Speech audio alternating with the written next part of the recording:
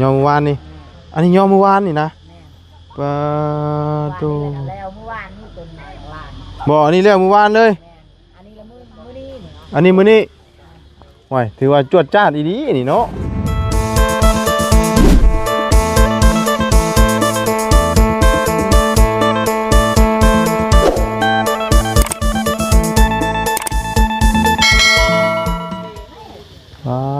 ติโตเนาะจวดจ้าดอีดีสร้างนี่พี่น้องเอ้ยมาบัดนี้ว่าขึ้นโค้งหางเรียบร้อยบ่เลยทางล่างนี่พี่น้องเอ้ยเนาะหันหน้าออกทางพี่เนาะออกกันมาทางนี้พอดีโอ้เอาเพิ่นออกแบบหันหน้าออกทางเนาะคิดว่าหันหน้าออกทางนั้นพี่น้องเอ้ยเนาะเอาพี่น้องเอ้ยมาฮอดมาถึงกันตอนข่อยคำลงแรงเสียงแมงจักรจันทร์ห้องเย็นเย็นอยู่พี่น้องเอ้ยเนาะเอาก่อนอื่นก็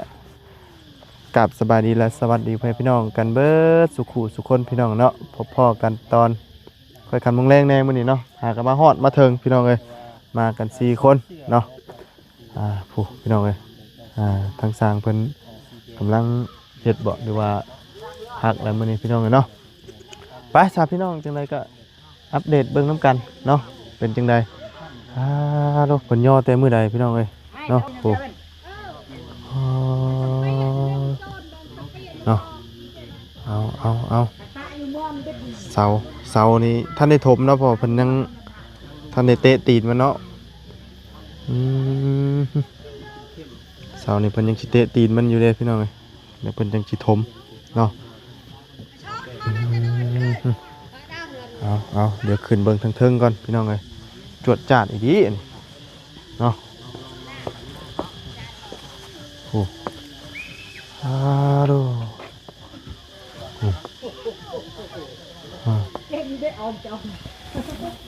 อุ๊บโอ้เนาะโอ้ดูเรียบร้อยเนาะช่างเอาบ่แม่นช่างไว้ซั่นเอาช่างไปเฉยจ้ะเมื่อไรอ้าวเข้าใจผิดคิดว่าช่างพี่น้องเลยอ๋อผู้ชอยเชื่อเป็นเมื่อแต่เฮิงเลยเราเมื่อ3 โมง3 โมง 2 โมงเลยแล้วเราเข้าเรียกเราโดยนี่บอลจะทุ่มบอลเฮือนเราเฮ็ดจะคนอันนี้น่ะจะคนเฮ็ดนี่ที่บอก2 คน3ทั้งเจ้าบ่อ๋อเจ้าผู้ชอยซอยเฮือนนาบาวเฮือนสาวเลยโดยมาซอยเขาอ๋อเอาพี่น้องเลยเนาะเพิ่นย่อมือใดนี่น่ะเมื่อวานนี่ย่อเมื่อวานนี่อันนี้ย่อเมื่อวานนี่นะปะตู แล้วเมื่อวานนี่เป็นลาน บ่อันนี้เรื่องเมื่อวานเลยอันนี้ละมื้อนี้อันนี้มื้อนี้โอ้ยถือว่าจวดจ้าดอีดีนี่เนาะ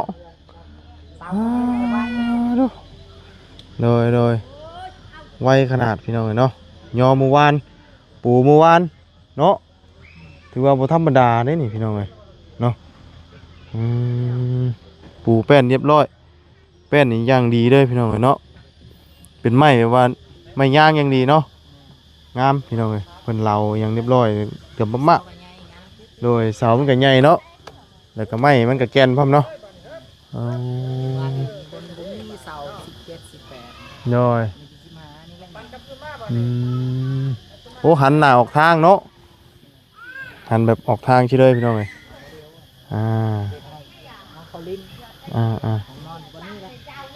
อันนี้เป็นห้องนอนนี่เนาะคุ้มกว้างเท่าไรก็อันนี้นะจังหวะ2 เมตรปลายรวมนี่6 คูณ 5อ๋อขั้นใดนี่ขึ้นทั้งนี้เนาะเอ้าอันนี้ยังฉานี่นะ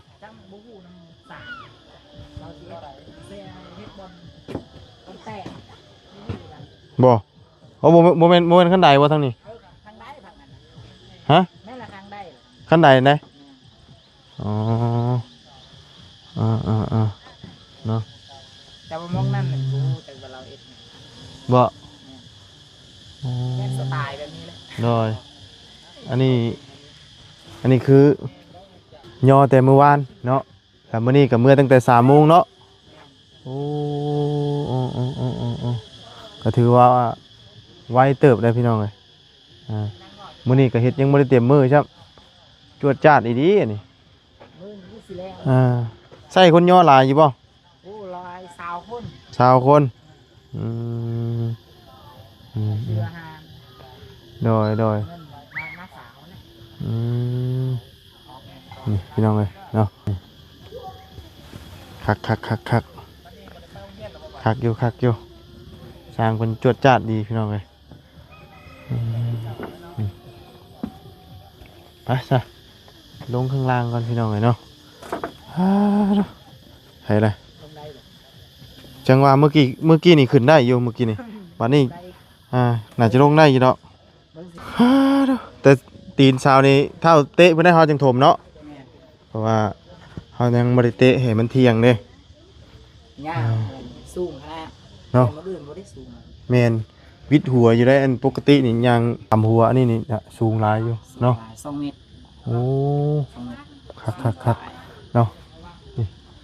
มูมีต่ำแบบนี้ บ่ทำมาต่ำเลยทำมาต่ำซ้ำนี่หลังต่ำได้ แมน อันนี้มันสูง สูงอยู่นี่ปกติย่างเขาเพื่อนนี่ต้องเคารพเพิ่น ขนมเงิน เคารพเพื่อน อันนี้บ่ได้เคารพอันนี้เนาะ คันว่าเขาบริคุดนี่ให้กระเต็กสูง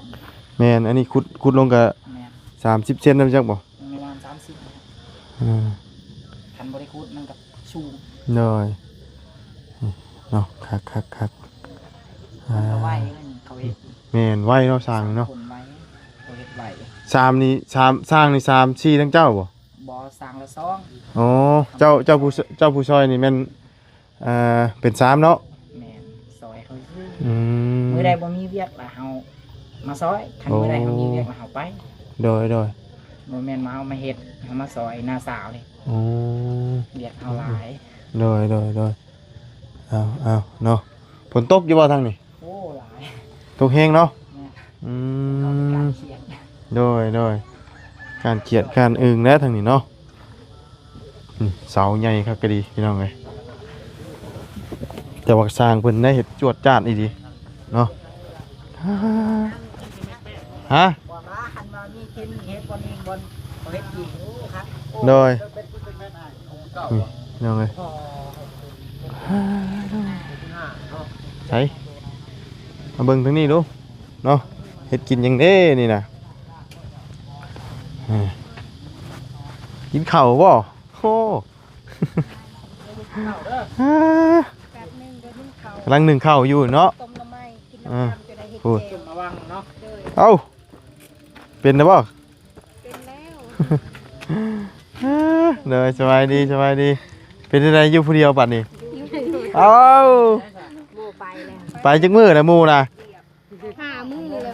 ฮะ หามือไปเพื่อให้ได้ เงาบ่ เงาอยู่เงาอยู่โอ้ยเนาะ บ่มีกูจะเงาเอ้ย จากที่มีหมู่เว้าหมู่จานำเนาะโอ้ แก้วอายกิน เมียงมั้งอ่ะ โดย เอาเป็นเมียง โดย ตำหยอด ไม่ใส่แล้วขอน้อง ฮะใช่ตะเมียงบ่ เป็นเมียง อืม เห็นเรือ เมียงเรือ ใส่คิงบ่ใส่ บ่ใส่ก็ได้สิ หัวชิงเคอร์ หัวชิงเคอร์ไปหัวชิงเคอร์อยู่บุ หืม อยู่ท้ายไกลว่าแบกกระยา โอ้ บ่ไกลแล้วแม่ฮะชวนนั่นไกลๆอะถ้าเราไปเอา กิ กิ นมะม่วงเป็นยังไงมันจะง่าย แห้งม่วง กกมันเด้ เยอะ นี่กู ม่วงเพิ่มมา บ่มีได้ตัวเฮิมตัวสุ เล ก ย ถ้าสิกินมะม่วงก็แม่นมะม่วงได้นะ สบายดีเด้อทาง โด ชาย สบายดี เนาะ เอามะม่วง ป้อน ให้ละ ข้าวไข่ โดย อ่า แบบบีบทิ้ง กำลังนึ่งข้าว โดย สร้างเพิ่นเมื่อตะเว้นพุ่นติ โดยเราว่าเมื่อเราบ่มีเราก็จะมาถมดินเราบอกยานเราว่าเมื่อก่อนเด้อทำด้วยว่ะ โดยแต่ละสิเฮ็ดก่อนแล้วว่ายังเมื่อประมาณละเมื่อก็5 โมงละเมื่อ โดย5 โมงแต่ถ้าว่าวันนี้5 โมงบ่เมื่อน่ะ โดย อ๋อ ประมาณ5 โมงซ้ำนี่เราเลิกแล้วพักผ่อนเดี๋ยวจักหน่อยเราก็ออกเมื่อ ถือว่าไวเนาะ โดย ย่อมว่านนี่เหรอวะ โดยตอนเสาร์ วันจันทร์ได้ว่ากะว่าแต่แรกกะว่าสิทาลุงนั่นแหละ อืม ลุงเฮิมแต่เราก็แบบค้ายเบียกยังไงนะ โดย ก็เล โด ย ย เราว่าย่อโลดแต่แรกก็สิทาอายก่อนอย่าเราจะถ่ายคลิปยังอะนะ โดยเรา แต่สร้างเราบอกว่าคำเอ้ยเพิ่นว่าอายโทรบอกเราแล้วว่ามีแต่ว่าบอกอายเจ้า5คนนะว่า เราว่ามาตำลังก็ได้สิทายเราว่าแนว โด นี้ ย ก็เลยแบบพากันเอาวานนี้แต่แรกก็ว่าสิมื้อนี้แล้วจะทาลุงพุ่นแหละ ผู้ประมาณวันที่15พุ่นแหละเขาว่าเพิ่นจะเดินทางมากะ โดย วันติดงานอยู่บ้านเนาะ โดย อ่า แล้วบ้านนี้เราว่าบ่ทาก็ได้บ้านนั้นอายสิทายตำลังก็ได้นะ อืม ก็เลยแบบลาวก็สร้างลาวก็พาวเนี่ยหั่นนะลาวสิตกกาอีหยังหั่นน่ะ ต้องเผาเด้งคิดให้แล้วเนาะ โดย บ่เกินอาทิตย์นี้ก็แล้วแล้วซะนี่นะ โดย บ่เฮิงอันนี้นะ โดย ข้าวเหลียวก็แล้วแล้ว โดย เนาะคือว่าเร่งไวขนาดพี่น้องเอ้ยเนาะพอดีเรามาชุดนี้กันเราก็สั่งเครื่องสั่งของมาเบิดนี่กันแล้วเลยล่ะ โด เนาะ ยโดย แต่ก็บ่ฮู้ว่าเครื่องของอุปกรณ์นี่ทางลุงเพิ่มครบเบิดบ่ว่าจังไดก็ยังบ่ทันฮู้เนาะ โดย ติดตามเมืองน้ำกันพี่น้องเอ้ยเนาะ โดย แซ่บบ่กินข้าวกับไข่ลูกไผผู้นี้น่ะ ลูกหลานอีก ฮะ ข่อยก็เอิ้นเลนลูกของหลานอายนั่งวงเด้ อ๋อ อายเพิ่น อันนี้บ่ โดยเพิ่นก็เอิ้นหลานเฮาก็เอิ้นเลนอีก อืม ลูกของหลานอีกได้นี่นะ ลูกของร้านอีก โดย ลูกของหลานหลายอีหลีเฮาก็เฒ่าเลย ลูกหลานหลาย บ่แม่นเท่าหรอกเพราะว่า ร้านน่ะมันใหญ่ไว โดย แล้วเอาผัวอีก โดย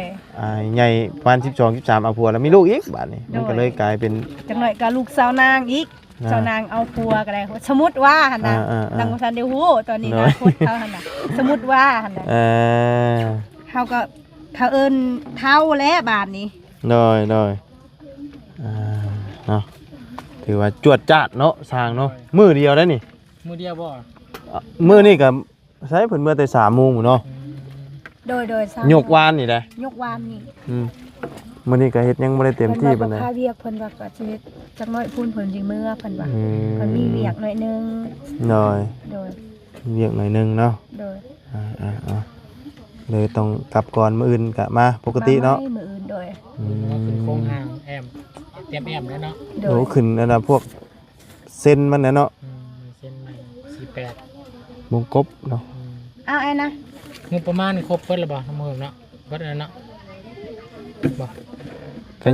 ยังบ่ทันฮู้ติ ตัวนี้เฮาก็ ต้องถามลุงเพิ่ม โดย เนาะว่าอันใดขาดบ่ขาดแล้วก็ว่างบครบเบิดบ่เนาะถ้าว่ามีทั้งสองทางใดที่ว่าเพิ่นอยากช่วยเนาะ โดย ติดตามเบิ่ง ว่าเลยพี่น้องหาหลักคนใกล้มาเนาะ อย่าลิ้นกันนี่ล่ะกันมีครบหวยเราก็แล้วไว้ได้เนาะเกินทิศดอกนี่ โด เพ ย ราะว่าเราก็พาวเด้อายเราก็เรียกเราเฮ็ดแล้วก็แล้วเลย โดยเอาเนาะทั้งชาววงเพิ่นก็ไปเฮ็ดเวียกกันเนาะ โดย ทางน้องนางเพิ่นได้เป็นเสียงเงาพี่น้องเอ้ย โดย บ่มีหมู่เล่นบ่มีหมู่เว้านำปานใด เช้านี่แหละแต่ละมือผิดกันตลอด เนาะตำแต่หัวจิงไข่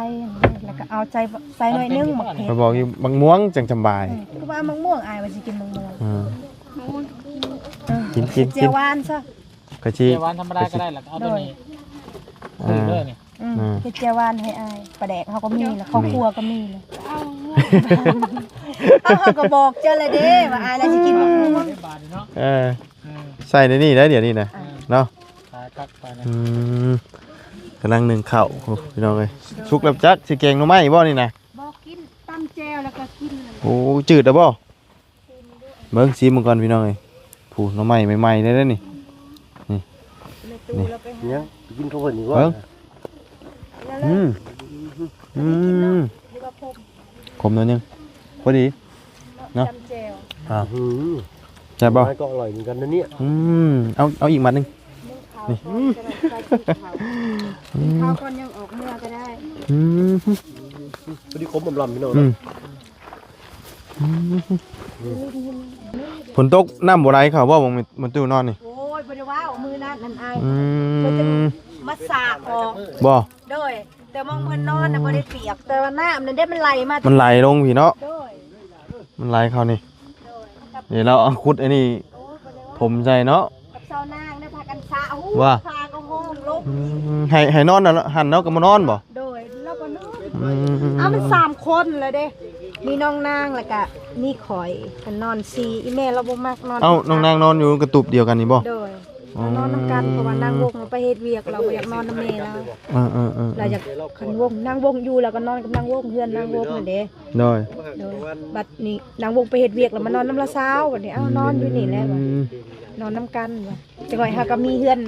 ตอนนั้นเฮาก็นอนอยู่หั่นแหละว่ะ โดย อดทน ใจ ใจแห่งอยากอยู่นั่นแหละแปลว่ามันพ้นตกหั่นน่ะอ้าย โดย มันพ้นตกแล้วมันอยู่ยากแม่หั่นน่ะ อืม หาห้องบันเฮ็ดกินเฮาก็เปียกหั่น โดย บันเฮ็ดกินก็เปียกก็เลยแบบ เอาสร้างเป็นกำลังเล็งไปเล็งมืออยู่ ลาแห่งพาวและอาย อืม จะเฮากับ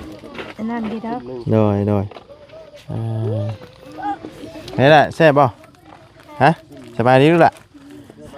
เอ้ยไปโรงเรียนอยู่บ่มื้อนี้ บ่ บ่ได้ไปครับ ไปแต่ตอนเช้า ไปแต่ตอนเช้า ตอนแรงบ่ได้ไป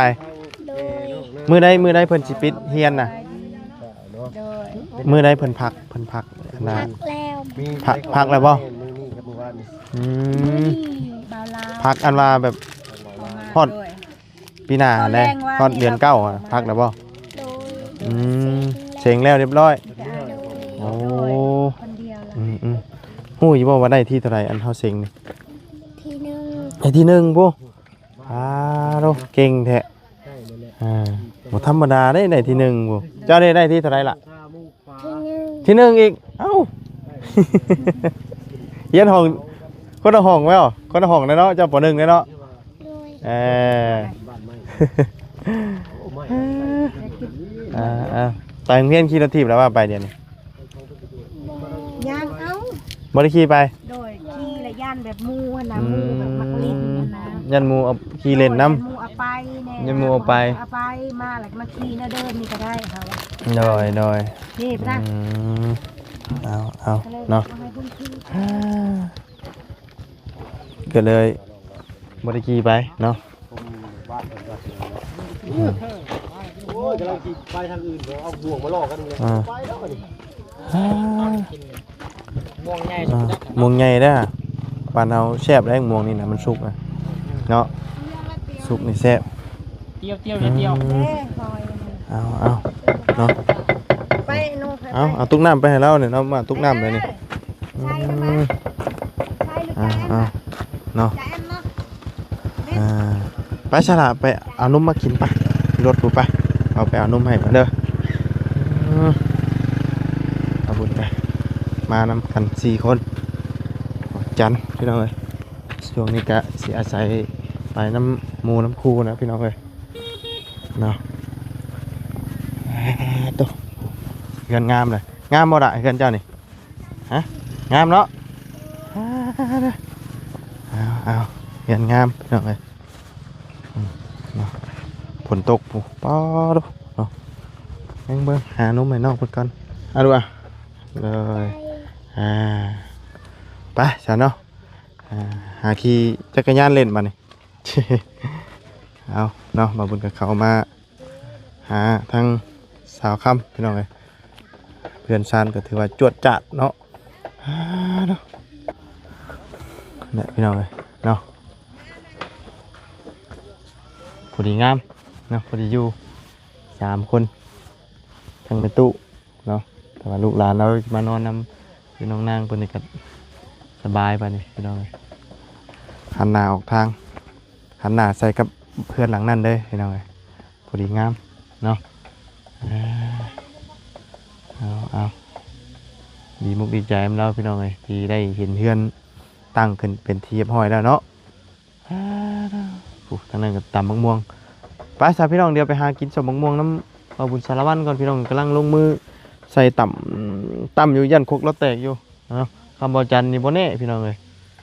บ่เรือคำบ่จันเฮ็ดยามใดนี่แม่นงานใดงานนั้นพี่น้องเอ้ยต้องเตรียม เตรียมคกถ่าแล้วรถคำบ่จันนี่เนาะต้องซื้อคกสำห้องไว้นะเพื่อคกแตกเนาะเราเฮ็ดหยังมีแต่แตกหรอกไปซะพี่น้องเนาะสำหรับคลิปนี้บ่บุญกันล่ำลาเลยเด้อคือฝนสิมาเดี๋ยวนี้เนาะลมห้วยมาแล้วใกล้ได้พี่น้องเอ้ยฝนตกซุมื้อทางใดก็แล้วเนาะก็การไปการมาก็สิลำบากแน่ช่วงนี้เพราะว่าฤดูกาลหน้าฝนนี่รถรางเฮาก็ไปยากพี่น้องเอ้ยเนาะมันสิของสิค่าเนาะ